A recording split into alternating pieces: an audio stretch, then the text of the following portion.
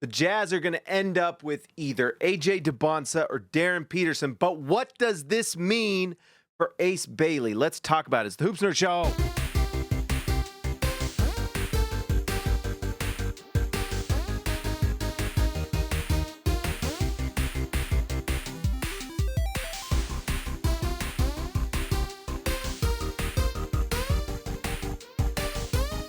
All right, guys, like always, like the video, subscribe to the channel if you'd like to support the show, make sure you join.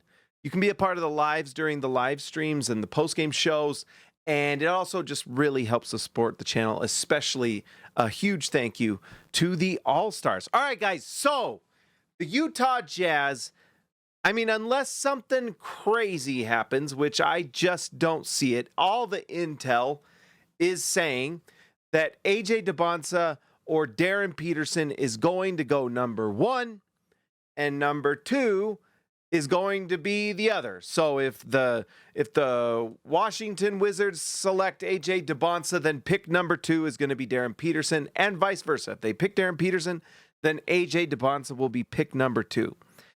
Now, today I just wanted to talk about, because it's something I've thought about, what does this mean for Ace Bailey? Because if the Jazz get Darryn Peterson or AJ DeBonsa, the level of talent with them is both number 1 caliber. I still honestly can't believe it. I cannot believe the Jazz are coming away with a number 1 caliber guy. The thing I have been dreaming about since I started writing at SLC Dunk, since I started making this show, since ever.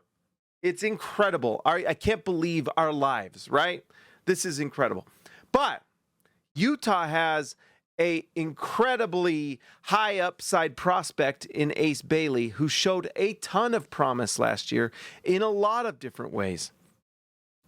But if Darryn Peterson or AJ DeBonsa joins this Jazz team, they are likely getting a starting spot.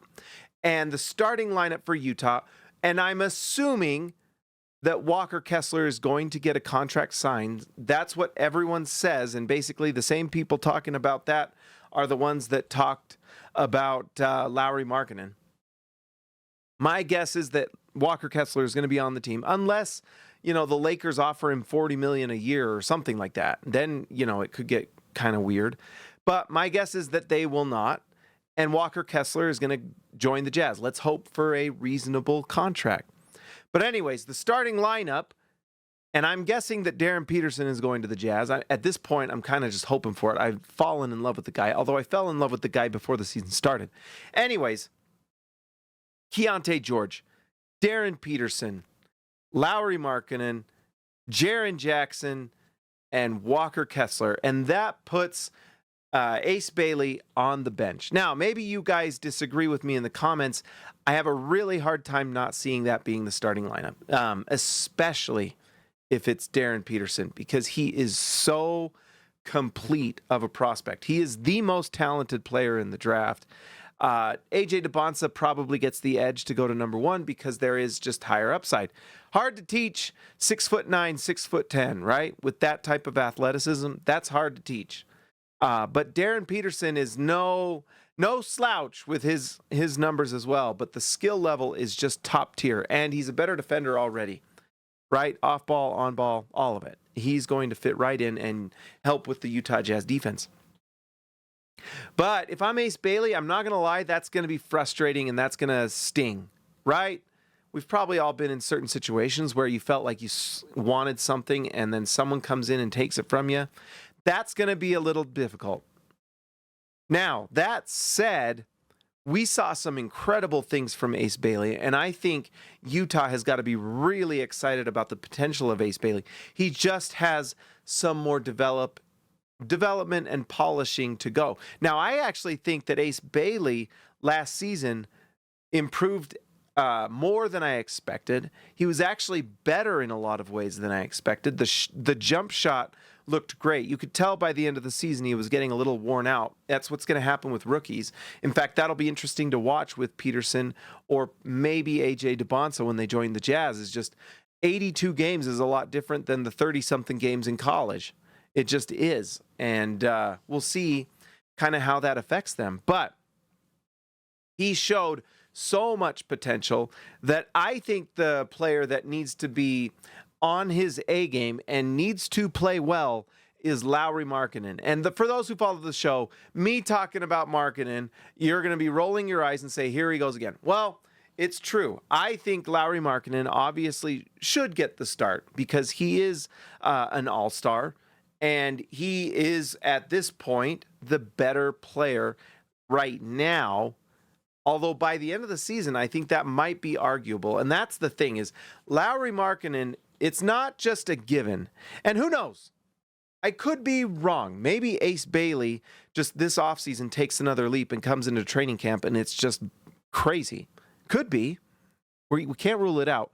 And that's actually one thing I appreciate about Will Hardy that I hated about Quinn Snyder is that Will Hardy is willing to adjust the starting lineup. He's going to change the lineups based off of what's going to help them win games. And that's going to be an exciting thing to watch, too, this upcoming season. Probably have to talk about Will Hardy a little bit. But Ace Bailey has a chance to take that if he can. I just don't think it's going to happen to start the year. I think Bailey is going to come off the bench, and he's going to be great. But, like I mentioned, Markkanen has some things he's got to prove.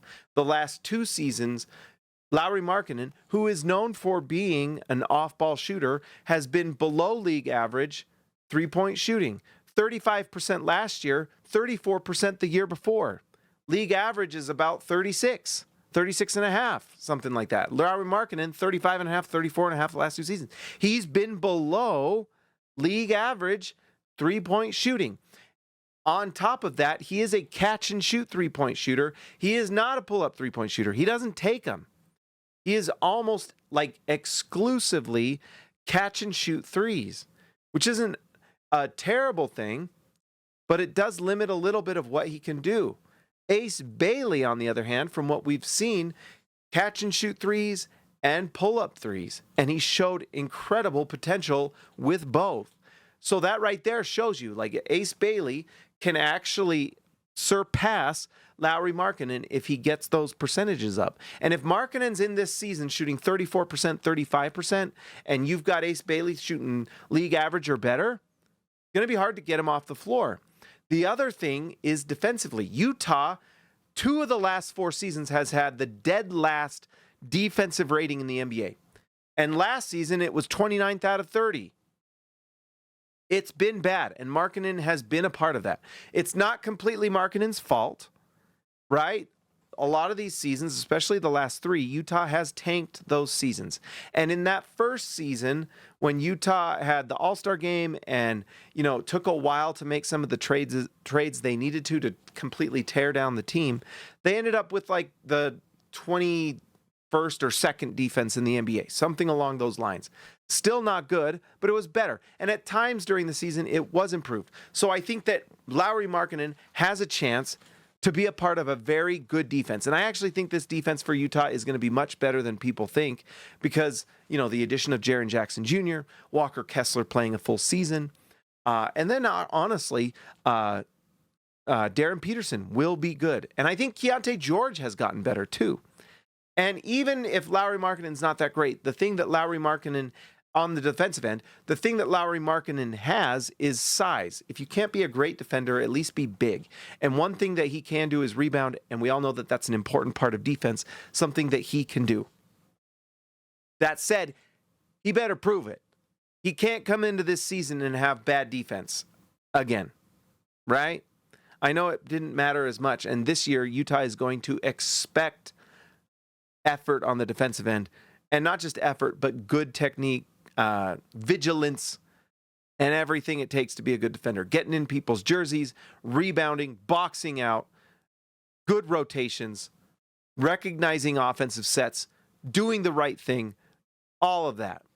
It's going to be expected of him. And if he's not, one thing we saw from Ace Bailey this last season is that he has a lot of defensive potential. He is much quicker laterally than Lauri Markkanen. He just is. He's not as big as Lauri Markkanen. But the other thing is that Ace Bailey showed that he is a good rebounder, like way better than I expected. He moves laterally really well. He moves over screens, under screens. He chased down blocks. Like, there are all the tools and all the ability for him to be a top-tier defender if he wants to be, especially if he gets strength, And that's one thing that he's also going to work on this offseason is just his level of strength. Can Ace Bailey just, not only get endurance, get some improvement on his technique, work on some things, watch some film, but also just get flat out stronger so that when guys are putting their shoulder into your chest, it's an iron wall, right? That is going to make Ace Bailey even more valuable. And that's the thing of all of it, that if Ace Bailey can improve to be kind of one of those, I don't know if he'll be first team all defense, but if he could be second team, third team, whatever. I know they don't have a third team, but if he's kind of that level of defender, a top 20, top 30 defender in the NBA, that would be incredible. And it would absolutely keep him on the floor. Because that's really what we saw from Ace Bailey last year, is that he has real two-way potential. The three-point shooting was great. We know what he can do in the mid-range. He actually started to show a better handle, some ability to score at the rim. He didn't get to the line very much, so he's going to have to improve that way if he wants to be a superstar offensive player. Doesn't mean he can't, but we're going to have to see some more handle, physicality with his play, getting to the line a bit more with certain drives and things like that. That said, he looked really good in a lot of situations, and it's on both sides of the ball. So what's going to be good this year, well, it's going to be tough for Ace Bailey because he's coming off the bench, but what's going to be good is that play from Ace Bailey, he is going to be knocking on that door all season long, and it is going to force Lauri Markkanen to play at a certain level. And that meritocracy and that pressure is going to make this Utah Jazz team even better. One of the best things the Jazz have done with this team has been the investment in Will Hardy and the freedom that he has to coach this team the way he needs to. Lineups, discipline, adjustments, whereas Quinn Snyder, before the season would start, would go up to the Wasatch Mountains like Moses, and he would write his lineups in stone, and they would never change. Will Hardy is different. This is a New Testament of Jazz basketball, and he will come down and he will change the rules. And that means that things are adjusting all the time. And if Lauri Markkanen is not playing up to the quality that he needs to, there's a very real possibility he starts coming off the bench and Ace Bailey starts, especially if Bailey turns into the star that Jazz fans are hoping for. Very possible. And it doesn't mean that there has to be a trade, although I think in a couple seasons that is going to be something that's on the table. But for now, the depth that Utah has is a really good problem to have. It's really good. Utah is going to be so much better, guys, than people think. And just to end, I was watching, we're watching the playoffs and seeing different things. We saw Julius Randle have a really bad series for the Minnesota Timberwolves. And it just made me think about this Utah Jazz team. Just think, if Darryn Peterson joins this team, Keontae George is the lead guard and is going to take another leap. He looks incredible. Utah will have Lauri Markkanen and Jaren Jackson Jr. being the third and fourth option almost all the time next year. That is cheat code stuff. This Utah Jazz offense is going to be incredible. And if the defense is top 15 or maybe even top 10, this Jazz team is going to be so much better than people think and might go farther than expected. Guys, like the video, subscribe to the channel. I really appreciate it. I will talk to you next time.